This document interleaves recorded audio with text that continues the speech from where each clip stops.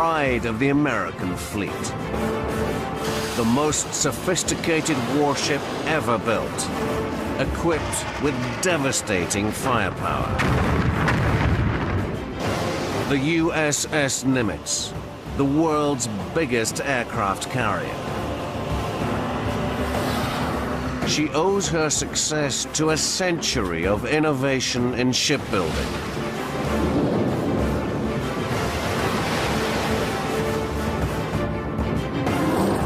There have been 7 key stages in the development of aircraft carrier design, and 7 key carriers. At the heart of each vessel lies a major technological advance that allowed them to increase in size. One by one, traveling up the scale, we'll reveal the thinking behind each breakthrough. 7 ingenious leaps from big to bigger into the world's biggest.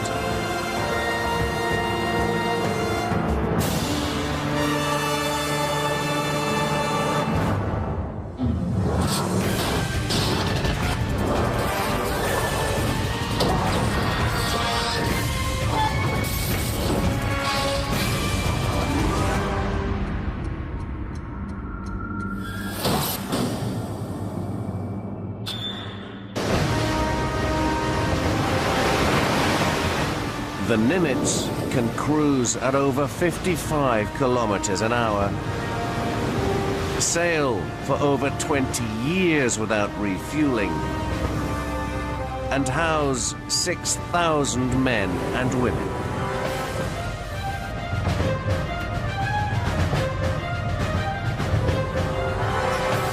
She can detect threats over 500 kilometers away and launch a supersonic fighter every 20 seconds to intercept them.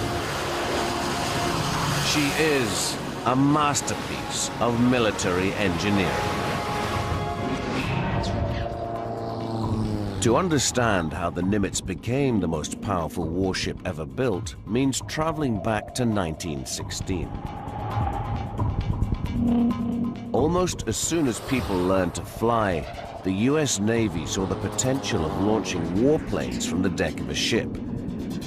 That ship was the USS North Carolina.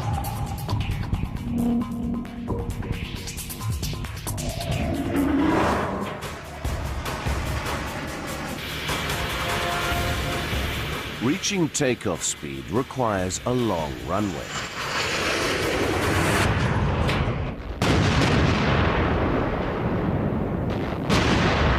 But the decks of warships were crammed with weapons and equipment.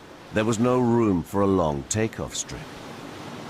So engineers had to devise a way of getting an aircraft up to takeoff speed on a very short strip. The fundamental problem is down to a basic law of physics. If you want to launch a large mass in a short space of time or distance, you've got to give it a lot of stored energy very rapidly. This is the basic kind of technology that's been known for thousands of years, the slingshot. I store the energy by stretching the elastic. I put my aircraft in it, store the energy, let go, and it flies wonderfully. But of course, this isn't a real aircraft with a real pilot. The challenges of making it work in the real world are much more significant. The solution came from the fathers of aviation, Wilbur and Orville Wright. In 1903, they made the first powered flight and went on to develop their own launcher, a catapult. Their design consisted of a 6-meter-high wooden tower. This held a weight suspended from a rope. As the weight dropped, the rope pulled the plane along a rail until it reached takeoff speed.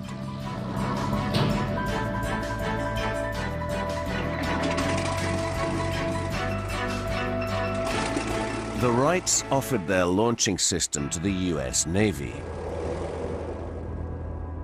But dropping a heavy weight on the deck of a warship was not such a good idea. The Navy went back to the drawing board. So they came up with a better idea. Another form of stored energy on board was compressed air, installed in warships for things like launching torpedoes and so on.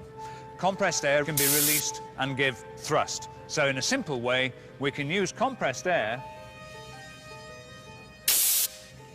to release an aircraft from a warship. In 1916, the US military tried out the idea on the battle cruiser USS North Carolina. Engineers built a 30-meter steel track at the stern of the ship.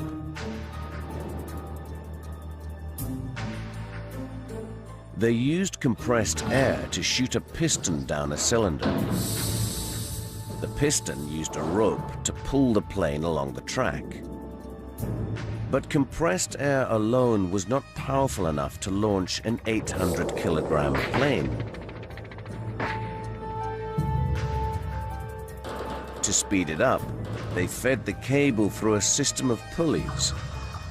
These multiplied the force and increased the plane's speed sevenfold.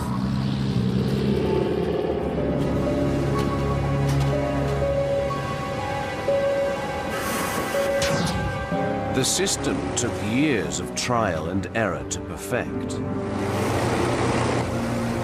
Before this invention, the might of a naval power had been measured by the size of its battleships.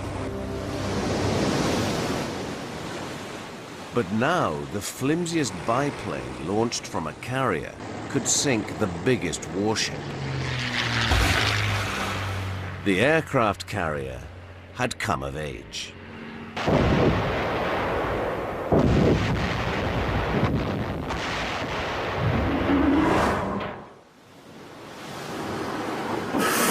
Today, catapults are at the working heart of the USS Nimitz. Without the catapults, we have no other means of getting the aircraft off to do their missions. It's basically just a giant slingshot. It's the task of the shooter to tune the catapult to launch aircraft of different sizes.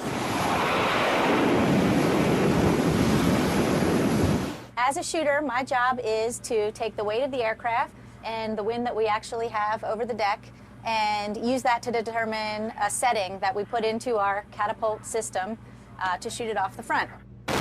Lieutenant Kozlowski adjusts her catapult to launch a series of F-18 fighters. Each catapult has enough muscle to throw a Land Rover a kilometer. The secret of its power lies hidden beneath the deck. Instead of complicated pulleys and wires, the Nimitz has a pair of cylinders slung below its runway. Inside these cylinders are pistons. The pistons connect to the plane through slots at the top of each cylinder. They fill the cylinders with pressurized steam, which shoots the pistons and the plane forward.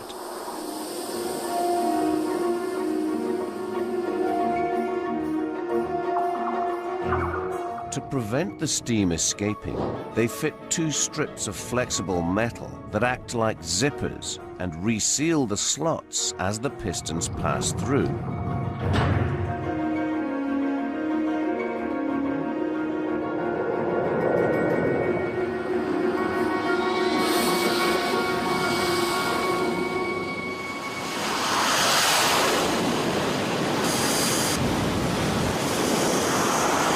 They'll salute us before we send them off the bow, telling us that they're ready to go. And then we'll hit the fire button.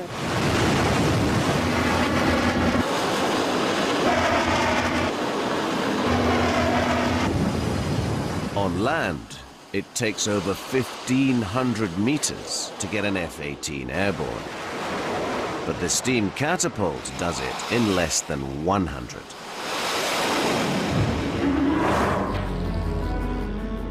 But in 1916, the USS North Carolina had a huge drawback.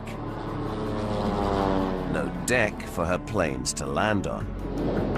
So they had to land on the sea and then be winched back on board again. Hardly practical for a ship at war. Solving the problem would require British ingenuity and a new kind of ship.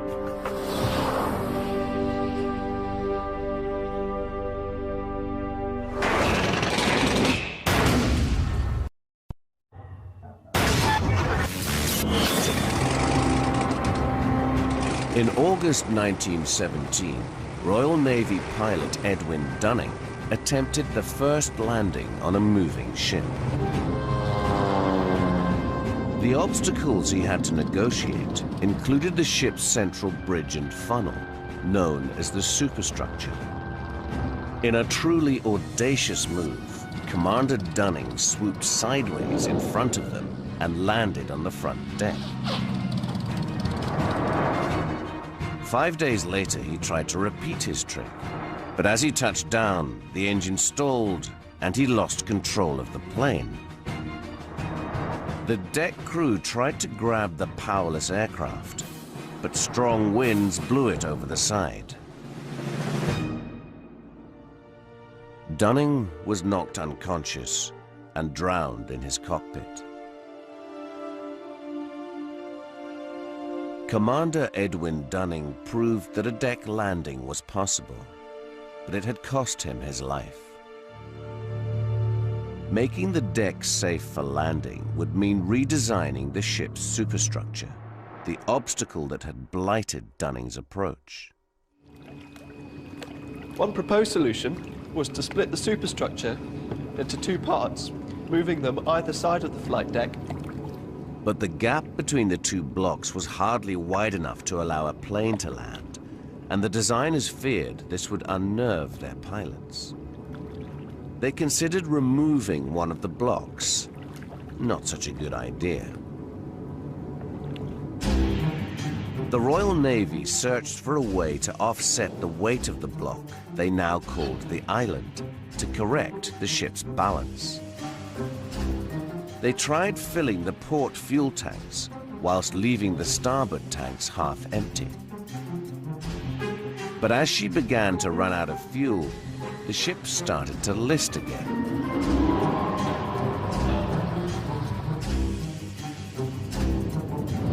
Then they tried moving the entire hangar to port, leaving behind an empty space. But the crew soon filled the void with equipment, and the ship regained its starboard list. Finally, they decided to physically extend the hull outwards on the port side and shifted the heavy machinery to balance the boat. After 2 decades of trial and error, the Royal Navy now had a truly revolutionary design.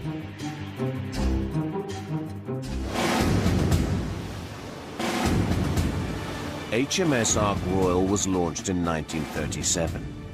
She was the mother of all modern carriers. Her island sat on her starboard side, making space for a long, clear flight deck. Her layout provided the template for every carrier to come, including today's Nimitz. The flight deck of the Nimitz has been called the most dangerous workplace on Earth. Here, the deck crew must dodge wings, blades, and jets as they fuel, arm, and park the multi-million-dollar warplanes.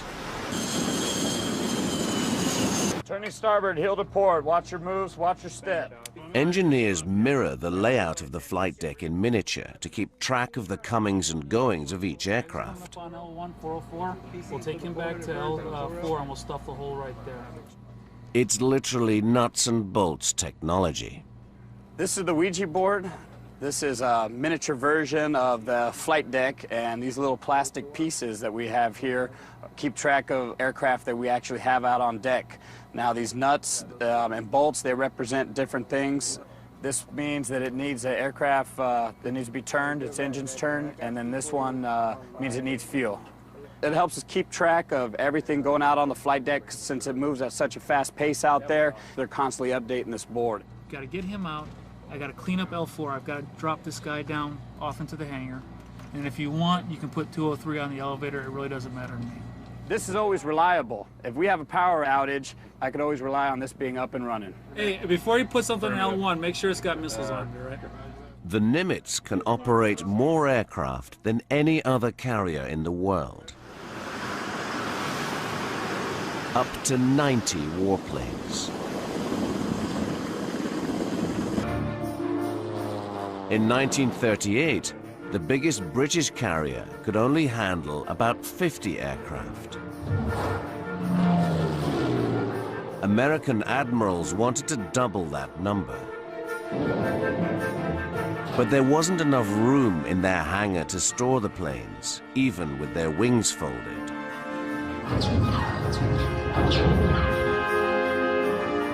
So the deck had to take the overspill.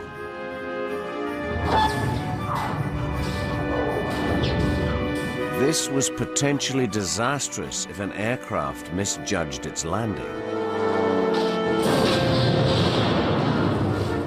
To solve the problem, the US Navy had to look to the past for inspiration.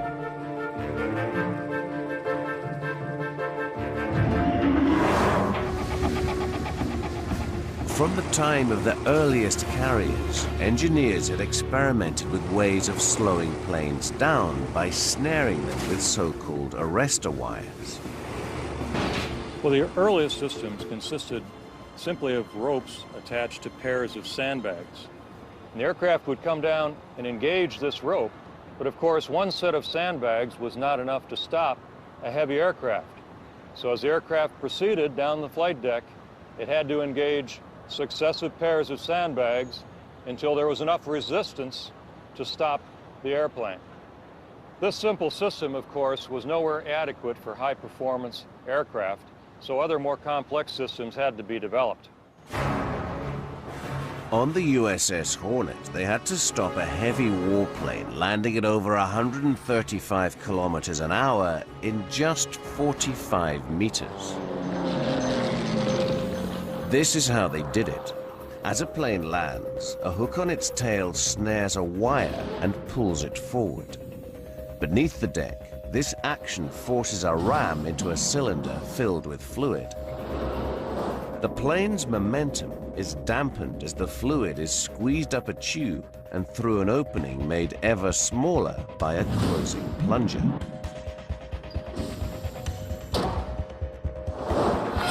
An elegant idea, but in practice, snagging a single wire proved difficult for pilots to do.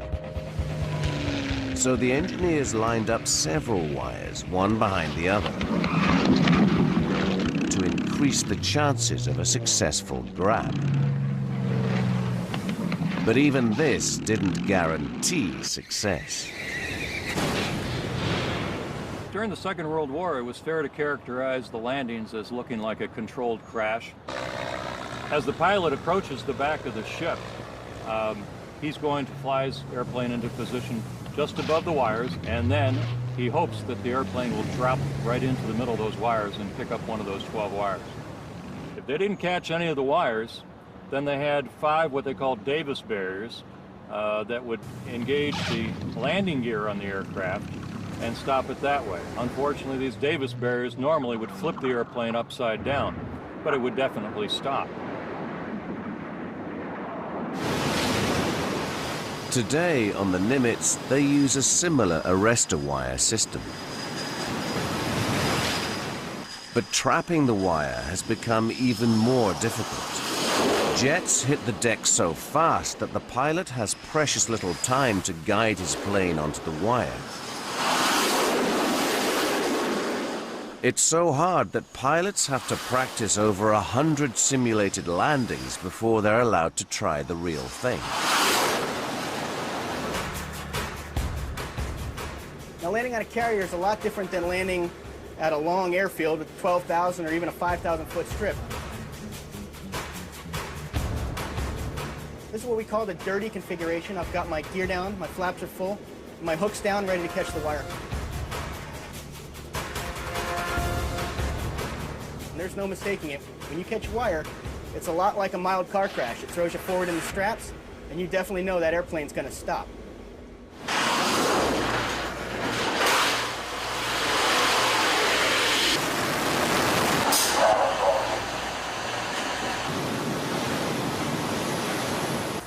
The jets landing on the Nimitz push its arrestor system's braking power to the limit.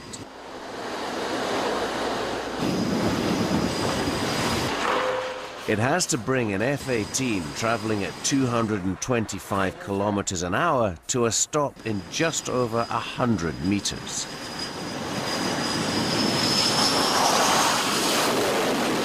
About the length of a football pitch.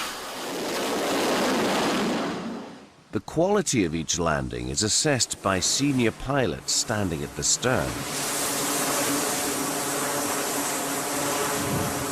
We will grade them on their start, the in the middle position, at the in close position, and then again as they cross the ramp. And then the grade goes into an overall grade point average for how everybody's doing. Every pilot in every squadron thinks they're the best. Definitely me. It's this guy. He's the worst pilot. That guy. The arrestor wire allowed planes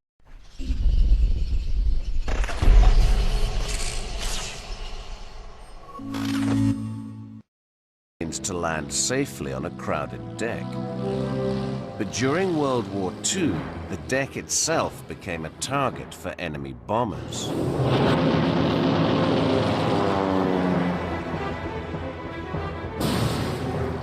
Protecting the ship from bombs would demand a total rethink, and was to double the size of the aircraft carrier.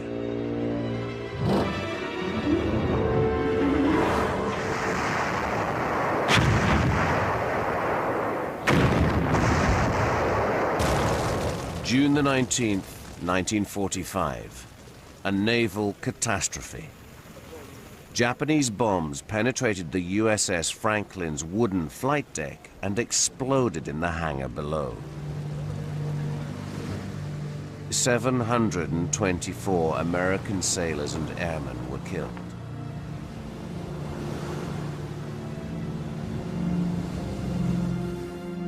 The US Navy resolved never to allow this to happen again.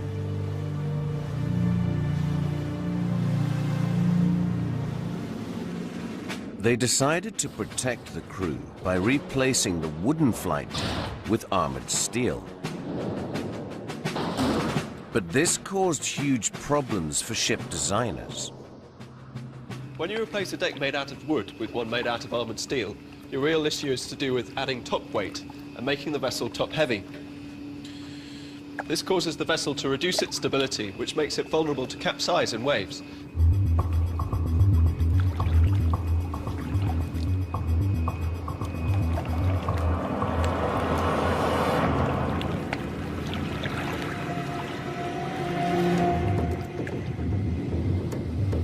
To make the ship more stable, the hull has to be made wider. But a wider hull meets more resistance than a thinner one and impedes the ship's movement through the water. To restore speed, they had to make the hull more streamlined.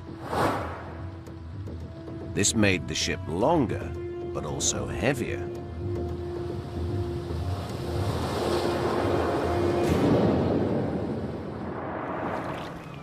The mighty USS Midway was the product of this thinking. She weighed almost twice as much as her predecessors, and for the 10 years after the Second World War, she was the largest ship in the world. Her deck was protected by 3 acres of armored steel, 9 centimeters thick. It shielded her so well that she served for 47 years. The deck of the Nimitz is also made of steel, but it isn't armor-plated. It doesn't need to be. no attacking aircraft should ever get close enough to drop a bomb on it. Layer upon layer of high-tech protection stands in the way. First, long-range radar scans the sky for intruders. Should there be any, she directs her fleet of F-18 fighters to intercept and destroy them. If an enemy missile does get through, it will meet her next line of defense. A ring of missile-armed warships. Finally, the Nimitz can unleash her own missiles, each capable of destroying anything that gets within 8 kilometers.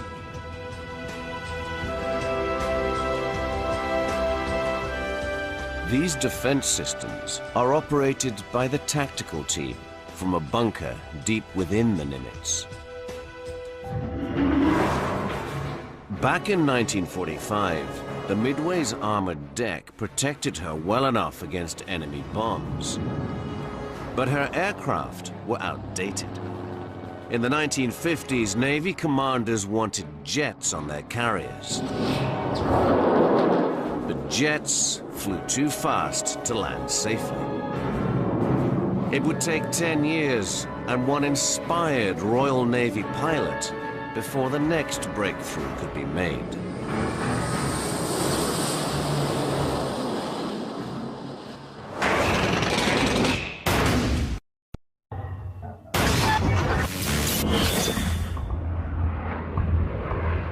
In December 1945, a jet managed to land on a carrier for the first time. It was an extraordinary feat of flying by Eric Winkle Brown, the Royal Navy's top test pilot. But it was a one-off.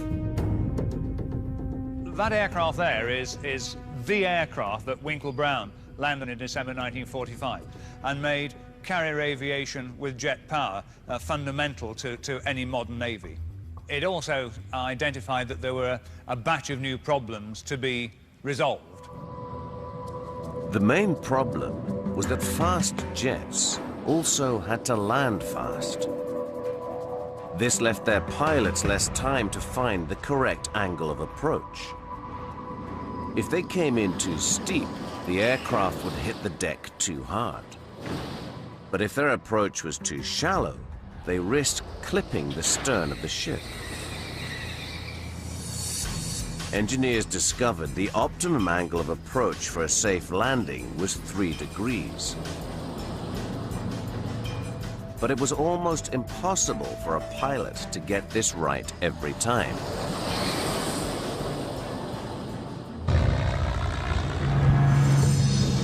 In slower propeller planes, pilots had time to respond to instructions from a man on the flight deck who used paddles to help guide them down.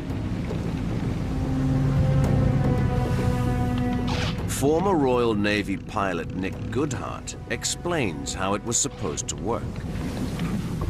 So we're curving in, and he thinks I'm a little bit too high, so he makes a signal. And I say, ah, yes, a little too high, and I throttle back just a little bit and descend a bit, and then he said, no, too low. And I open the throttle a bit, and sure enough, we're on a reasonably good landing track, and I get near the round down, and just as I'm coming over the round down, he makes the signal cut, and I chop my throttle, and we descend gracefully onto the deck, and everybody's happy. At least that was the principle.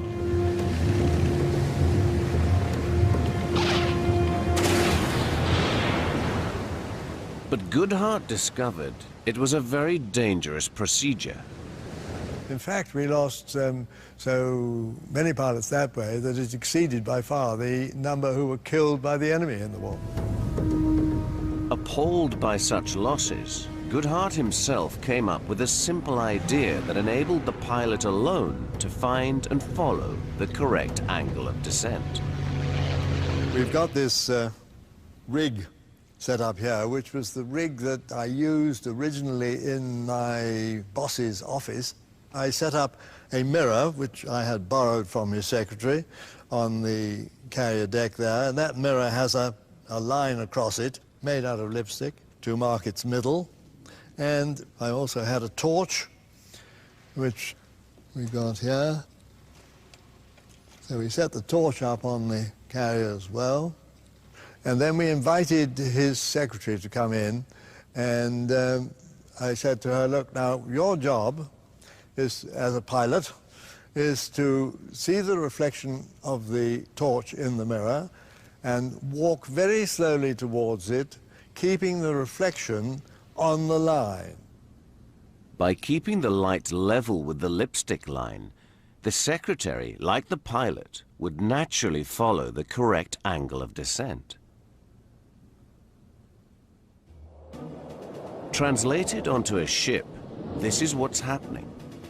The torch is represented by 4 lights fixed to the deck. Beyond them is the mirror. A row of lamps represent the lipstick line. As the plane approaches, the beam from the deck lights reflects back to the pilot at an angle of 3 degrees. So if the pilot keeps this reflection in the center of the mirror, he will come down at the right angle. But it's not as simple as that. At sea, a ship pitching in the waves throws the beam about, sometimes with devastating results. To stabilize the beam, engineers fixed the mirror on a gyroscopic mount. Now a plane could safely follow the right line of descent, however rough the sea.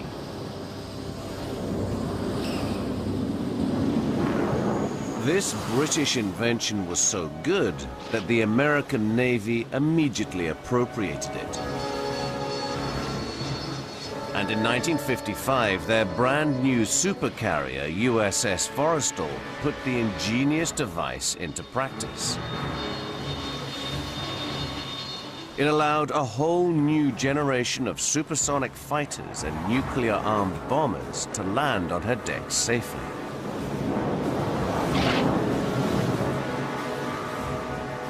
Today on the Nimitz, they use an improved version of Admiral Goodhart's landing aid. Pilots call the central lamp in this row of lights the meatball. It is fitted with a special lens so that the approaching pilot can only see its light when he lines up his aircraft to come in at the correct angle. The system stands up well to the demands of modern warfare and its frequent night operations. On a clear night, pilots can see the meatball as far as 6 kilometers out. Even so, trainees are not allowed near a real plane without conducting 10 hours of simulator rides first. Now at night, or in bad weather behind the ship, the instrumentation is critical. Right now I'm at 1.9 nautical miles. At this point, I can't see the meatball at all. I'm relying solely on my instruments. Again, on dark nights like this, where it's really rough, a lot of illusions out there, hardly any depth perceptions. First step is to get in this aircraft below 250 knots. And then nights like tonight, it can be a real heavy workload. The pace quickens, you're getting a lot of wind gusts. So the whole way down, I'm making small trim adjustments until I get it stabilized. About 1.5 miles, I can start picking up the lights of the carrier box, which is the landing area. It's a great feeling when you pick up the meatball because now you know you have a good visual indication to the proper landing point. Right now, show me a little high, but it's coming down into burner. There's a good trap.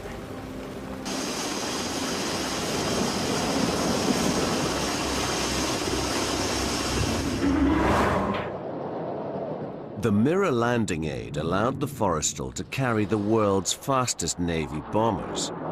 But as a fighting ship, she had a severe limitation.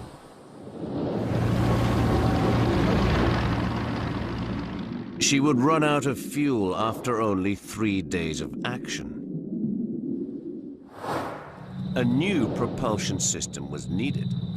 But it would weigh so much that a much larger ship would have to be built to house it.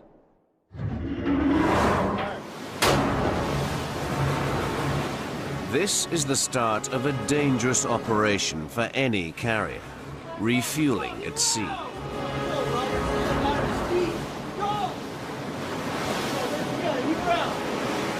A conventional fossil-fueled carrier drains her tanks in about 3 days, and then needs a pit stop.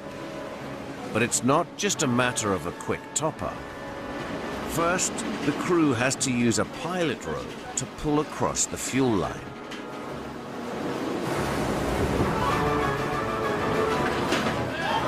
Then, once the line is connected, they transfer more than 2 million liters of fuel.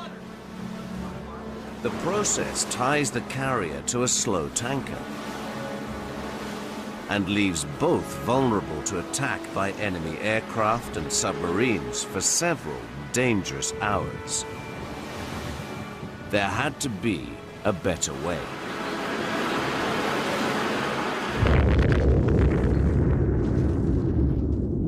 One solution: harness the colossal energy released by the splitting of an atom to produce nuclear power. Scientists discovered that firing particles at atoms of uranium loosens the bonds that hold their tiny components together. A chain reaction in a nuclear power plant in the bowels of the ship triggers a massive release of energy in the form of heat. This heat can then be used to generate steam.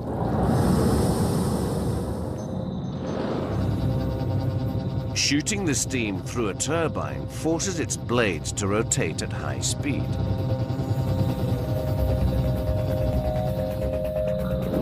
And transmitting this movement through a set of gears generates enough turning power to spin an enormous shaft attached to a propeller. 4 of these propellers together have the power to push 91,000 tons of metal through the water at 55 kilometers an hour. But nuclear power came at a price.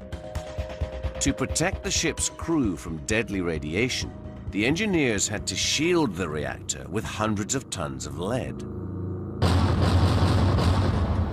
But a supercarrier needed 8 reactors.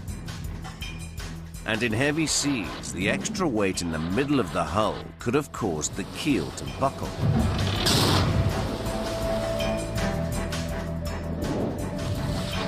So they strengthened the keel with a honeycomb structure of steel cells.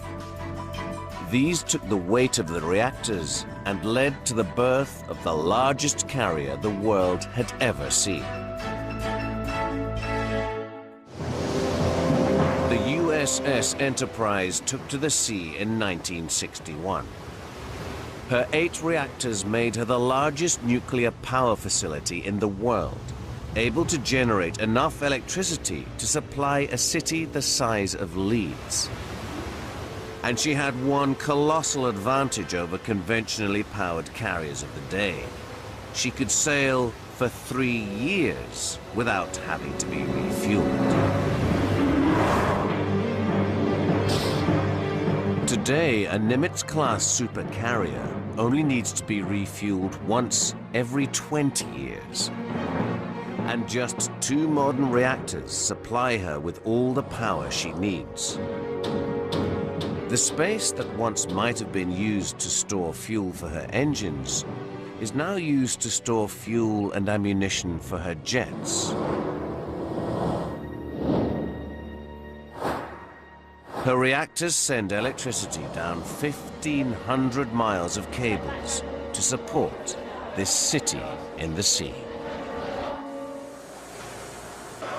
6,000 heads lie on 14,000 pillowcases between 28,000 sheets. Each day, cooks prepare 18,000 meals from their supply of 120,000 eggs, 15,000 kilos of potatoes, and 11,000 kilos of meat. But it can be a lonely place. The worst thing about it, being on the Nimitz, would probably be being away from family. Being away from home. It's the same day over Groundhog Day. Every day is Groundhog Day. We always joke about it. Every day's Monday. The camaraderie of the pilots out here is probably the only thing that makes it so you can survive with your sense of humor and with your sanity.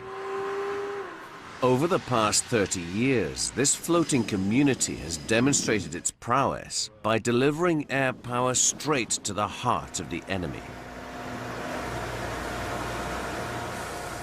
The Nimitz was commissioned in 1975. She proved so successful that the US Navy would want 9 more like her. But it took a long 7 years before the first one was built and ready for service. And there was only one dry dock in the whole of America big enough to handle a Nimitz carrier. There had to be a quicker way of building the carriers of the future.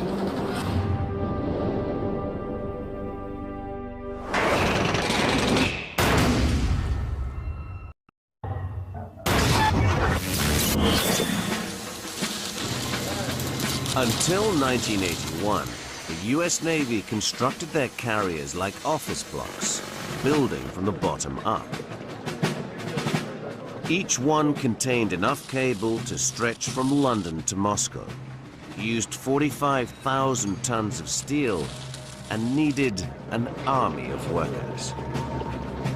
A huge range of craftsmen were involved.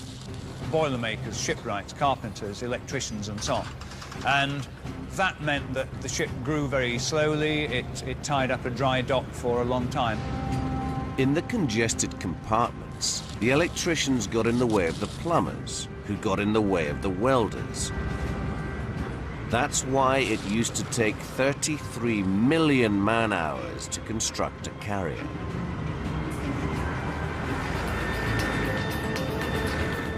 Today, they build Nimitz carriers on the dockside, section by section, and then weld the pieces together afterwards.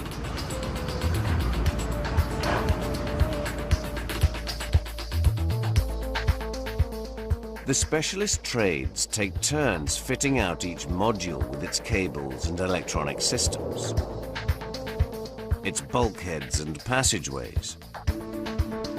And as they are no longer in each other's way, they build the ship much faster.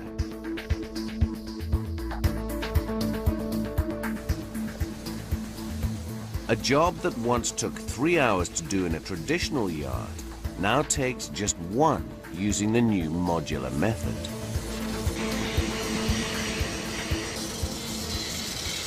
They're very, very large pieces that go together.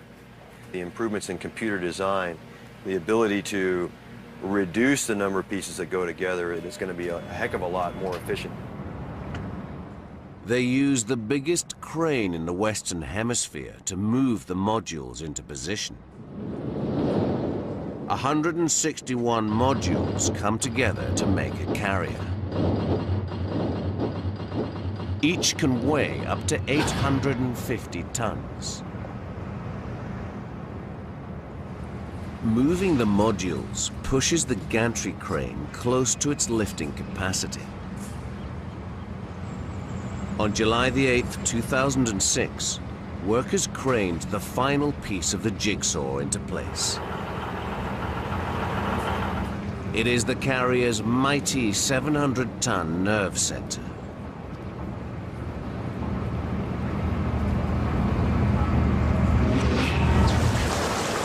Finally, after 3 years of construction, the shipbuilders flood the huge dry dock.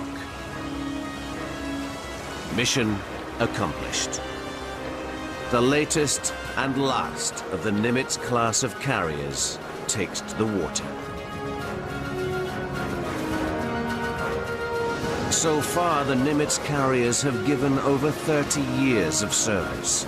They remain unchallenged as the biggest and most advanced warships in the world. That is, until someone builds a bigger one.